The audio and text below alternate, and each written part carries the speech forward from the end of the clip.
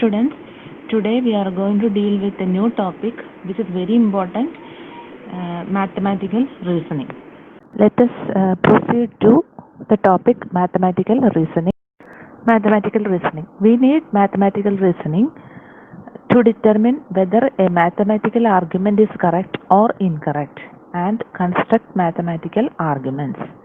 നമ്മൾ mathematical reasoning എന്ന് പറഞ്ഞാൽ എന്താ? റീസൺ ചെയ്യാന്ന് പറഞ്ഞാൽ ഒരു കാര്യത്തിന് നമ്മൾ അതിനെ ന്യായീകരിക്കുക. ഒരു കാര്യത്തിന്റെ വാലിഡ് ആണോ ഇൻവാലിഡ് ആണോ ആ കാര്യത്തെക്കുറിച്ച് നമ്മൾ അതിനെ ന്യായീകരിച്ച് അല്ലെങ്കിൽ അതിനുവേണ്ടി വാദിച്ച് നമ്മൾ ചെയ്യുന്നതിനാണ് മാത്തമാറ്റിക്കൽ റീസണിങ് എന്ന് പറയുന്നത്. അത് നമ്മൾ എന്തിനു വേണ്ടിയിട്ടാണ് യൂസ് ചെയ്യുന്നത്? ഒരു മാത്തമാറ്റിക്കൽ ആർഗ്യുമെന്റ് കറക്റ്റ് ആണോ ഇൻകറക്റ്റ് ആണോ എന്ന് അറിയാൻ വേണ്ടി യൂസ് ചെയ്യും. Second, to construct mathematical arguments. Mathematical reasoning is not only important for conducting proofs and program verification, but also for artificial intelligence systems, that is for drawing inferences. Inferences means conclusions. So mathematical reasoning എന്ന് പറയുന്നത് നമ്മൾ മാത്സിൽ ഒരുപാട് പ്രൂഫുകൾ ചെയ്യാറുണ്ട് അല്ലേ? പ്രൂഫുകൾ ചെയ്യുമ്പോൾ എങ്ങനെയാണ് ചെയ്യുന്നത്? നമുക്ക് എന്താണോ പ്രൂവ് ചെയ്യേണ്ടത് അതിന് വേണ്ടിയിട്ട് നമ്മൾ എന്ത് ചെയ്യും?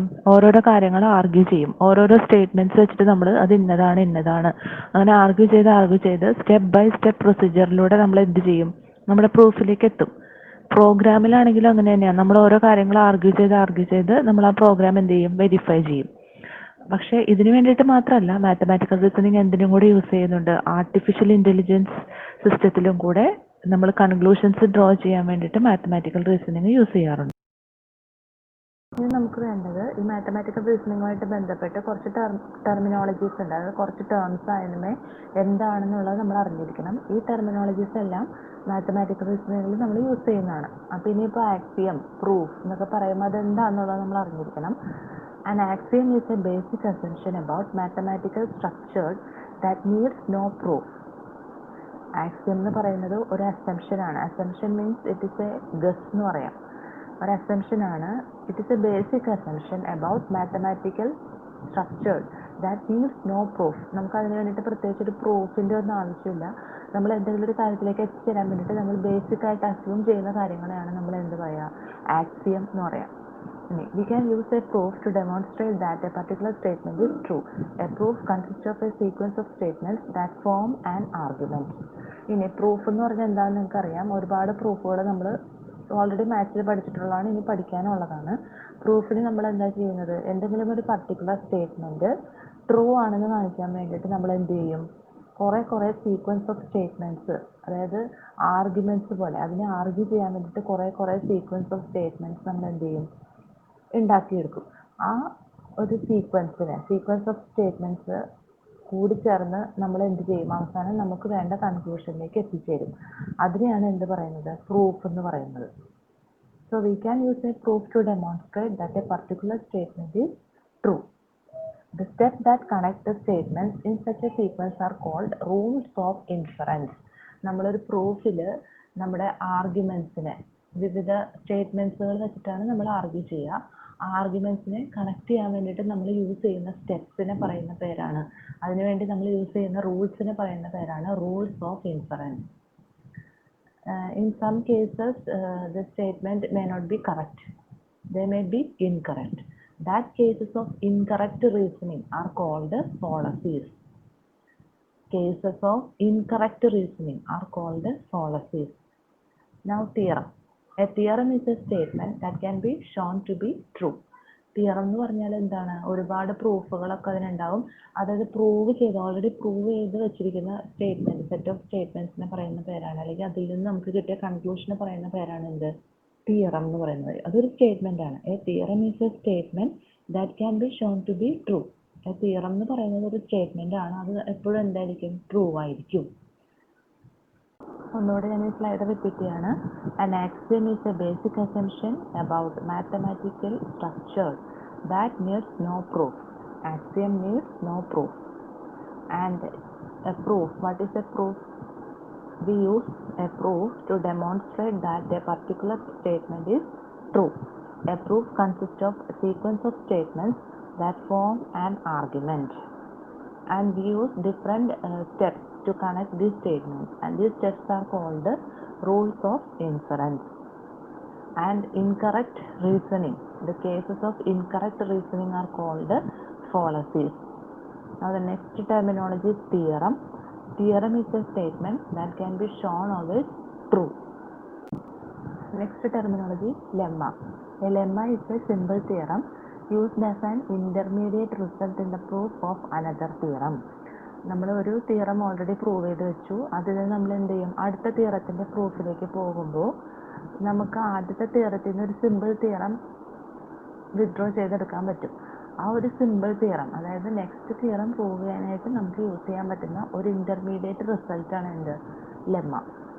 നമ്മൾ ജസ്റ്റ് ഈ ടെർമിനോളജീസ് ഒക്കെ എന്താണെന്ന് അറിഞ്ഞിരുന്നാൽ മതി. Next corollary. A corollary is A proposition that follows directly from A theorem that has been proved. Corollary എന്ന് പറഞ്ഞാൽ നമ്മൾ ഓൾറെഡി പ്രൂവ് ചെയ്ത് വെച്ചിരിക്കുന്ന തിയറത്തിൽ നിന്നും നമ്മൾ മനസ്സിലാക്കി എടുക്കുന്ന ഒരു പ്രൊപ്പോസിഷൻ അല്ലെങ്കിൽ ഒരു ചെറിയ റിസൾട്ടാണ് എന്ത്, corollary. Next a conjecture. A conjecture is a statement whose truth value is unknown. Once it is proven, it becomes a theorem. കൺജക്ചർ എന്ന് പറഞ്ഞാൽ നമുക്ക് അതിൻ്റെ ട്രൂത്ത് വാല്യൂ എന്താണ്, അതായത് നമുക്കറിയാവുന്ന നമ്മൾ ഏകദേശം ഒരു ധാരണയാണ് സ്റ്റേറ്റ്മെൻറ്റിനെ പറ്റി അല്ലെങ്കിൽ ആ പ്രൊപ്പോസിഷനെ പറ്റി ഉണ്ടാവുള്ളൂ. അത് ട്രൂ ആവാം, ഫോൾസ് ആവാം. ട്രൂ ആണെന്നും പ്രൂവ് ചെയ്തിട്ടില്ല, ഫോൾസ് ആണെന്നും അത് പ്രൂവ് ചെയ്തിട്ടില്ല. അതായത് നമുക്ക് ഇത് ശരിയാണോ തെറ്റാണോ എന്ന് ഉറപ്പില്ലാത്ത സംഭവങ്ങൾ, അതിനെയാണ് എന്ത് പറയുക, കൺജക്ചർ എന്ന് പറയാം. നമുക്ക് ആ കൺജക്ചറൊക്കെ നമുക്ക് എന്ത് ചെയ്യാം, ഓപ്പൺ കൺജക്ചർ ആണെങ്കിൽ ആർക്ക് വേണമെങ്കിലും അതിൻ്റെ പ്രൂഫിന് വേണ്ടിയിട്ട് ട്രൈ ചെയ്യാം. അങ്ങനെ അത് നമുക്ക് തെറ്റാണോ ശരിയാണോ എന്ന് നമുക്ക് പ്രൂവ് ചെയ്യാം. അത് പ്രൂവ് ചെയ്ത് കഴിഞ്ഞാൽ പിന്നെ ആ കൺജക്ചർ എന്തായി മാറും, തിയറമായിട്ട് മാറും. കറക്റ്റ് വാലിഡ് പ്രൂഫ് ഉണ്ടെങ്കിൽ മാത്രമേ കൺജക്ചർ എന്തായി മാറുള്ളൂ, തിയറമായിട്ട് മാറുള്ളൂ. Next we are going to rules of inference. The general form of a rule of inference is P1, P2, etc. Pn. These P1, P2, etc. Pn are the propositions or the statements or the arguments, and thus by going through these arguments or these statements P1, P2, etc. Pn, we get a conclusion Q. Here Q is a conclusion. So for conclusion we are adding a symbol therefore. That means P1 ഉണ്ട്, P2 true ആണ്, P1 true ആണ്, P2 true ആണ്, etc. Pn വരെ true ആണെങ്കിൽ then the conclusion will be Q. That is the general format of rule of inference. The rule says that if P1, P2, etc. Pn are all true, then Q is true as well. That is the general form of rule of inference. If P1 and conjunction, if P1 and P2 and P3 and etc. and Pn are all true, then Q is true as well. This is the general format. These rules of inference can be used in any mathematical argument and do not require any proof. Okay, P1 ഉം P2 ഉം etc. Pn വരെയുള്ള propositions എല്ലാം true ആണെങ്കിൽ നമുക്ക് last കിട്ടുന്ന Q conclusion എന്തായിരിക്കും, true ആയിരിക്കും. ഇതാണ് റൂൾ ഓഫ് ഇൻഫറൻസ്. എന്താണെന്ന് വെച്ചാൽ സിമ്പിളായിട്ട് നമ്മൾ ജനറലായിട്ട് പറയുന്ന സ്റ്റേറ്റ്മെൻറ്റ്. കുറച്ച് റൂൾസ് ഓഫ് ഇൻഫറൻസ് ഉണ്ട്. First addition. അഡീഷൻ എന്താ പറയുന്നത്, P ട്രൂ ആണെങ്കിൽ P disjunction Q also true. Simplification P conjunction Q, conclusion എന്താണ് അതിൻ്റെ, P ആയിരിക്കും. P ട്രൂ ആണ്, Q ട്രൂ ആണ്, അങ്ങനെയാണെങ്കിൽ P കൺജങ്ഷൻ Q എന്തായിരിക്കും, ട്രൂ ആയിരിക്കും. അതൊക്കെയാണ് ഇതിൻ്റെ അർത്ഥം. പിന്നെ അടുത്ത റൂളാണ് മോഡസ് ടോളറൻസ് റൂൾ. അതായത് നെഗേഷൻ Q ട്രൂ ആണ്, P ഇംപ്ലൈസ് Q ട്രൂ ആണ്, therefore നെഗേഷൻ P. അങ്ങനെയാണെങ്കിൽ എന്തും ട്രൂ ആയിരിക്കും, നെഗേഷൻ ഓഫ് Pയും ട്രൂ ആയിരിക്കും. പിന്നെ hypothetical syllogism. That rule says that if P implies Q is true and Q implies R is true, then we can say that the conclusion P implies R is also true. Next one is disjunctive syllogism. That is P disjunction Q is true, negation P is true. That implies എന്താണ് conclusion, അവിടുത്തെ Q ആണ് conclusion. ആ Q എന്ത് തന്നെയായിരിക്കും, true ആയിരിക്കും. അപ്പോൾ ഈ rules എന്താണെന്നുള്ളത് addition, simplification, conjunction, modus tollens, hypothetical syllogism, disjunctive syllogism. ഇത്രയും റൂൾസാണ്. പിന്നെ നിങ്ങൾ ടെക്സ്റ്റ് ബുക്കിൽ ഒരു ടേബിളിൽ റൂൾസിൻ്റെ ഒരു ടേബിൾ ഉണ്ട്. ആ ടേബിൾ നോക്കുക. ഈ റൂൾസ് എന്താണെന്നുള്ളത് നിങ്ങൾ പഠിച്ചിരിക്കണം. ജസ്റ്റ് എന്താണെന്നുള്ളത് അണ്ടർസ്റ്റാൻഡ് ചെയ്യണം. എന്താണ് അതുകൊണ്ട് അർത്ഥമാക്കുന്നത്, നമുക്ക് തന്നേക്കുന്ന റൂൾസിലുള്ള പ്രൊപ്പോസിഷൻസ്, ആ പ്രൊപ്പോസിഷൻസ് ഓരോ സ്റ്റേറ്റ്മെന്റ്സ് ആണ് അല്ലേ. ആ ഓരോ സ്റ്റേറ്റ്മെന്റ്സും ഓരോ ആർഗ്യുമെന്റ്സ്, അതായത് ഓരോ പ്രൂഫിലേക്ക് ഒരു കൺക്ലൂഷനിലേക്ക് എത്താൻ വേണ്ടിയിട്ടുള്ള സ്റ്റേറ്റ്മെന്റ്സ് ആണ്. ആ എല്ലാ സ്റ്റേറ്റ്മെന്റ്സുകളും ട്രൂ ആണെങ്കിൽ നമുക്ക് ലാസ്റ്റ് കിട്ടുന്ന കൺക്ലൂഷൻ എന്ത് തന്നെയായേ പറ്റുള്ളൂ, ട്രൂ ആയേ പറ്റുള്ളൂ. ഇനിയിപ്പോൾ നമ്മൾ കുറേ നേരമായി ആർഗ്യുമെന്റ് എന്ന് പറഞ്ഞൊരു വേർഡ് യൂസ് ചെയ്യണം. എന്താണ് argument? Just like a rule of inference, an argument consists of one or more hypothesis and a conclusion. Argument എന്ന് പറഞ്ഞാൽ it consists of one or more hypothesis. Hypothesis എന്ന് പറഞ്ഞാൽ എന്താണ്? Hypothesis means it is a tentative solution to a problem. Hypothesis is a tentative solution or a temporary solution to a problem. അതായത് നമുക്ക് ഇപ്പോൾ ഒരു problem ഉണ്ട് നമ്മുടെ കയ്യിൽ, ആ പ്രോബ്ലത്തിന് എന്തായാലും ഒരു സൊല്യൂഷൻ കാണും അല്ലേ, ഒരുപാട് സൊല്യൂഷൻസ് ഉണ്ടാവും. അപ്പോൾ അതിന് നമ്മൾ സൊല്യൂഷൻ ആണ് എന്ന് വിചാരിക്കുന്ന ഒരു താൽക്കാലികമായിട്ടുള്ള ഒരു സ്റ്റേറ്റ്മെന്റ്, അതാണ് എന്ത്, ഹൈപ്പോത്തിസിസ്. ആ സ്റ്റേറ്റ്മെന്റിന് പ്രൂഫ് വന്നു കഴിയുമ്പോഴാണ് ആ ഹൈപ്പോത്തിസിസ് ഒക്കെ എന്തായി മാറുന്നത്, തിയറമായിട്ട് ഒക്കെ മാറുന്നത്. അപ്പോൾ ഹൈപ്പോത്തിസിസ് എന്ന് പറയുന്നത് ട്രൂ ആവാം, ഫോൾസ് ആവാം. കഴിഞ്ഞ ക്ലാസ്സിൽ ഞാൻ പറഞ്ഞു, ഇന്നിപ്പോൾ മഴ പെയ്യാൻ സാധ്യതയുണ്ട്, മഴ പെയ്യും എന്ന് ഞാൻ പറയുകയാണെങ്കിൽ അതൊരു ഹൈപ്പോത്തിസിസ് ആണ്. കാരണം ഇന്ന് മഴ പെയ്യോ ഇല്ലയോ എന്നുള്ള ആ ഒരു പ്രോബ്ലത്തിന്റെ സൊല്യൂഷൻ എന്ന് പറയുന്നത് ഇന്ന് മഴ പെയ്യാം, പെയ്യാതിരിക്കാം. അപ്പോൾ മഴ പെയ്യും എന്നുള്ളതും മഴ പെയ്യില്ല എന്നുള്ളതും എന്ത് തന്നെയാണ്, ഹൈപ്പോത്തിസിസ് ആണ്. അതിന് നമുക്കൊരു പ്രൂഫ്, അല്ലെങ്കിൽ അന്ന് മഴ പെയ്ത് കഴിയുമ്പോഴാണ്, അല്ലെങ്കിൽ പെയ്യോ ഇല്ലെന്ന് അറിഞ്ഞു കഴിയുമ്പോഴാണ് നമുക്ക് മനസ്സിലാവുന്നത് ഏത് ഹൈപ്പോത്തിസിസ് ആയിരുന്നു ട്രൂ. അതായത് ഇപ്പോൾ ആദ്യം പറഞ്ഞ ഹൈപ്പോത്തിസിസ്, ഫസ്റ്റ് ഹൈപ്പോത്തിസിസ് മഴ പെയ്യും, സെക്കൻഡ് ഹൈപ്പോത്തിസിസ് മഴ പെയ്യില്ല. അപ്പോൾ ഏതായിരുന്നു ട്രൂ എന്നുള്ളതാണ് പിന്നീടാണ് നമുക്ക് മനസ്സിലാവുന്നത്. അപ്പോൾ അത്രയും നേരം ആ ഹൈപ്പോത്തിസിസ് എന്ന് പറയുന്നത് it is A temporary solution ആണ്. അത് ട്രൂ ആവാം, ഫോൾസ് ആവാം. അങ്ങനെയുള്ള വൺ ഓർ മോർ ഹൈപ്പോത്തിസിസുകളും കൂടി ചേർന്നതാണ് എന്ത്, ആർഗ്യുമെന്റ്. ആർഗ്യുമെന്റിലൂടെ നമ്മൾ എന്തിലേക്ക് എത്തിച്ചേരുന്നു, കൺക്ലൂഷനിലേക്ക് എത്തിച്ചേരുന്നു. അപ്പോൾ ഈ argument consist of one or more hypothesis and A conclusion. എല്ലാ ഹൈപ്പോത്തിസിസുകളും കൺക്ലൂഷനും അടങ്ങുന്ന ആ ഒരു സെറ്റ് ഓഫ് സ്റ്റേറ്റ്മെന്റ്സ്, അതാണ് argument. We say that an argument is valid if whenever all its hypotheses are true, its conclusion is also true. നമ്മളൊരു argument valid ആണെന്ന് പറയുന്നത് എപ്പോഴാണ്, നമ്മൾ ഓരോ കൊടുക്കുന്ന എല്ലാ സ്റ്റേറ്റ്മെന്റുകളും, അതിനുവേണ്ടി നമ്മൾ യൂസ് ചെയ്യുന്ന സ്റ്റേറ്റ്മെന്റ്സ് എല്ലാം ട്രൂ ആവണം. അവസാനം നമുക്ക് കിട്ടുന്ന കൺക്ലൂഷൻ എന്താവണം, ട്രൂ ആവണം. അങ്ങനെ എല്ലാം ട്രൂ ആവണം. എല്ലാം ട്രൂ ആവാന്ന് പറഞ്ഞാൽ അതൊരു ടോട്ടോളജി ആയിട്ട് കിട്ടണം. അങ്ങനെ വരുമ്പോഴാണ് എന്ത് പറയാ, നമ്മൾ ആർഗ്യുമെന്റ് വാലിഡ് ആണെന്ന് പറയുന്നത്. ഇനി അതിനകത്ത് ഏതെങ്കിലും ഒരു ഹൈപ്പോത്തിസിസ് പോലും, അതായത് if any hypothesis is false even a valid argument can lead to an incorrect conclusion. നമ്മൾ പറയുന്ന ഇതിൽ ഏതെങ്കിലും ഒരു ഹൈപ്പോത്തിസിസ് എങ്കിലും ഫോൾസ് ആയി പോയി കഴിഞ്ഞാൽ നമുക്ക് കിട്ടുന്ന ബാക്കി ആർഗ്യുമെന്റ്സും നമുക്ക് കിട്ടുന്ന കൺക്ലൂഷൻസും എല്ലാം എന്തായി മാറാം, ഇൻകറക്റ്റ് ആയിട്ട് അല്ലെങ്കിൽ ഇൻവാലിഡ് ആയിട്ട് മാറാം. Example, if 101 is divisible by 3, then 101 square is divisible by 9.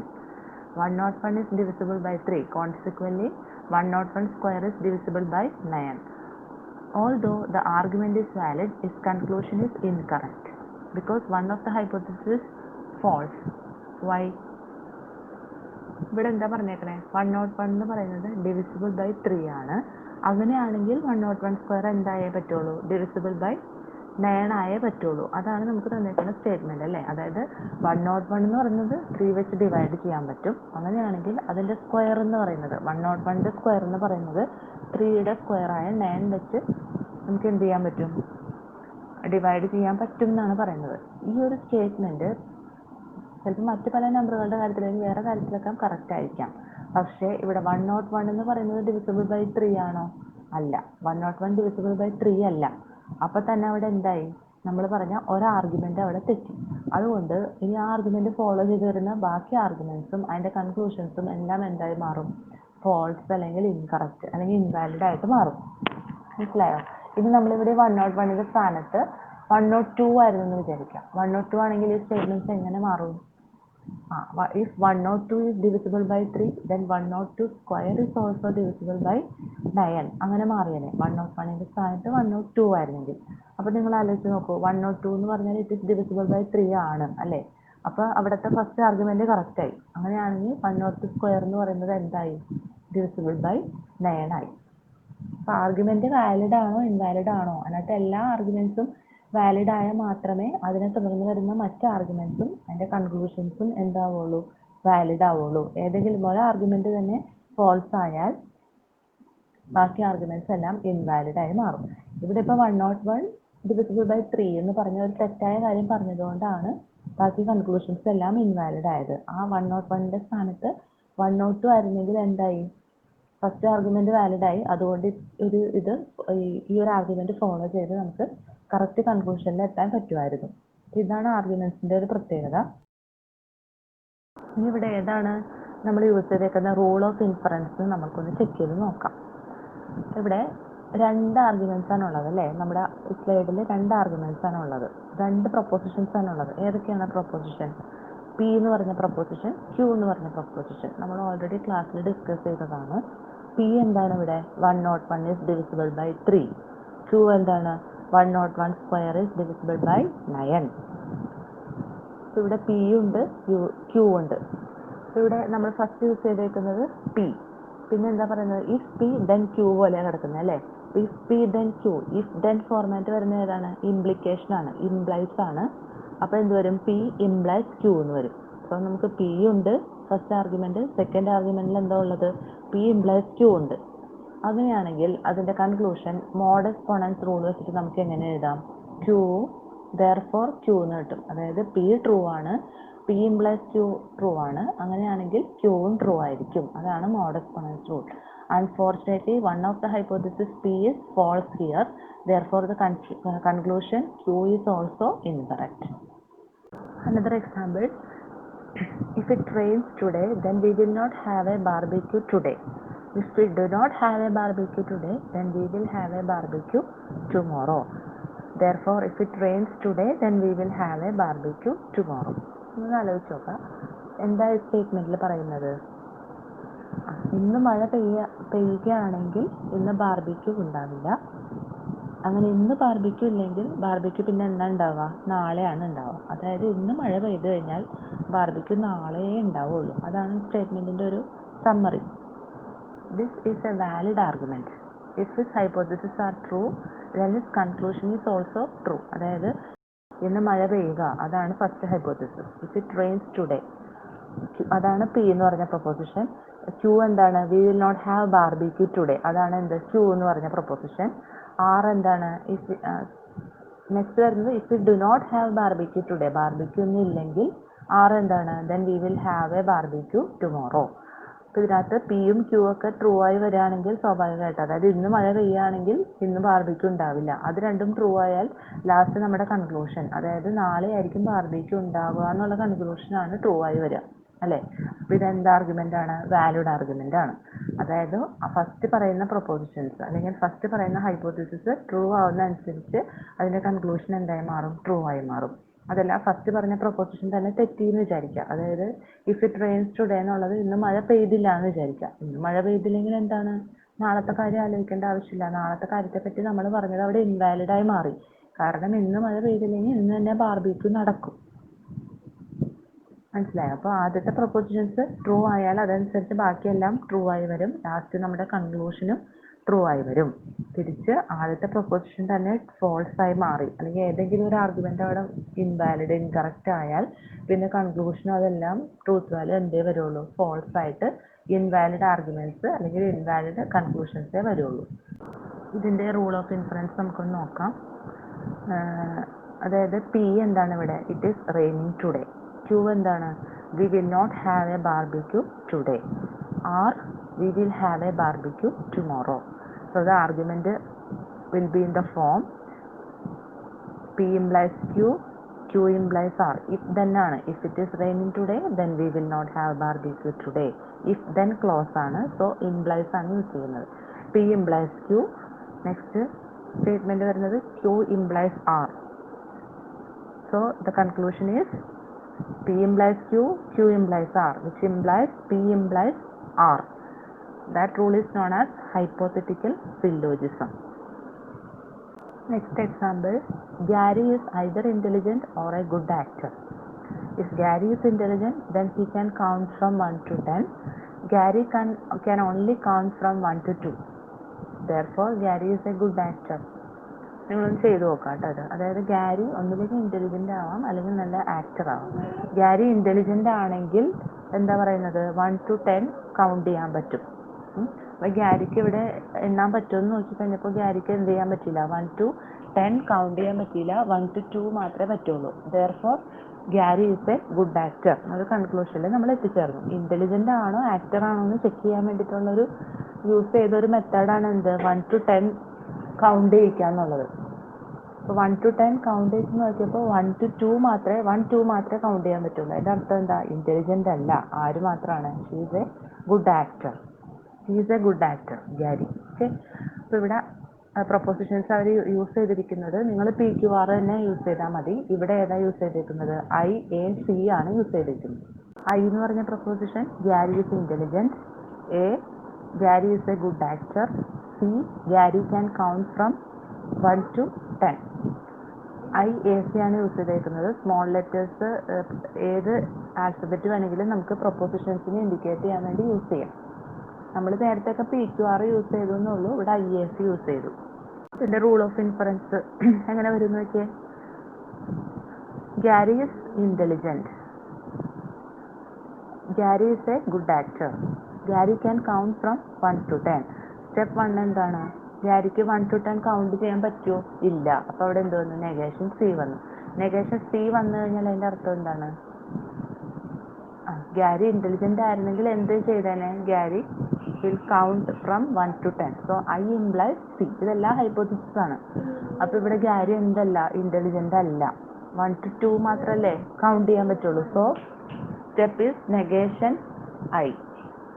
Then A or I. A or I means she may be intelligent or she is a good actor. She is either intelligent or a good actor. So we used here A disjunction I. So what is our conclusion?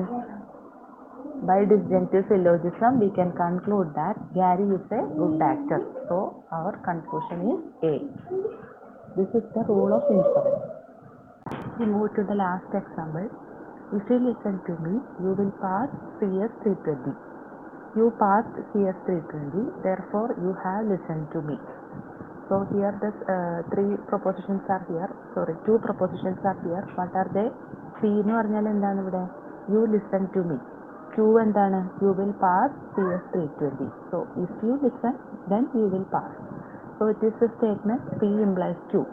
പിന്നെ ഇവിടെ Q എന്താണ്, you passed CS 320. So what will it become, P implies Q conjunction Q. It implies എന്താണ്, you have listened to me. That is the proposition P. So we get a compound proposition and we check for that if that statement is a tautology. നിങ്ങളത് ചെയ്ത് നോക്കുക, തന്നിരിക്കുന്ന statement tautology ആണോ എന്നുള്ളത്. Tautology അല്ലാന്ന് കിട്ടും. അതിൻ്റെ അർത്ഥം എന്താണ്, നമുക്ക് തന്നിരിക്കുന്ന ഈ എക്സാമ്പിളിൻ്റെ വാലിഡിറ്റി എന്ന് പറയുന്നത് ഇൻകറക്റ്റ് ആണ്, ഇത് ഇൻവാലിഡ് ആണ്. അപ്പോൾ അത് ചെയ്ത് നോക്കുക കേട്ടോ. അപ്പോൾ ഇത്രയുമാണ് നമുക്ക് റൂൾ ഓഫ് ഇൻഫറൻസിൽ ബേസിക് ആയിട്ട് ഉള്ള കാര്യങ്ങൾ. അപ്പോൾ ഈ റൂൾസൊക്കെ നന്നായിട്ട് പഠിക്കുക. ടോട്ടോളജി അത് ചെക്ക് ചെയ്യാനായിട്ടും എല്ലാ ടേബിൾസും നന്നായിട്ട് അറിഞ്ഞിരിക്കണം. അപ്പോൾ എന്തെങ്കിലും ഡൗട്ട്സ് ഒക്കെ ഉണ്ടെങ്കിൽ ഇൻട്രാക്റ്റീവ് ക്ലാസ്സിൽ നമുക്ക് ഡിസ്കസ് ചെയ്യാം. Okay children, thank you.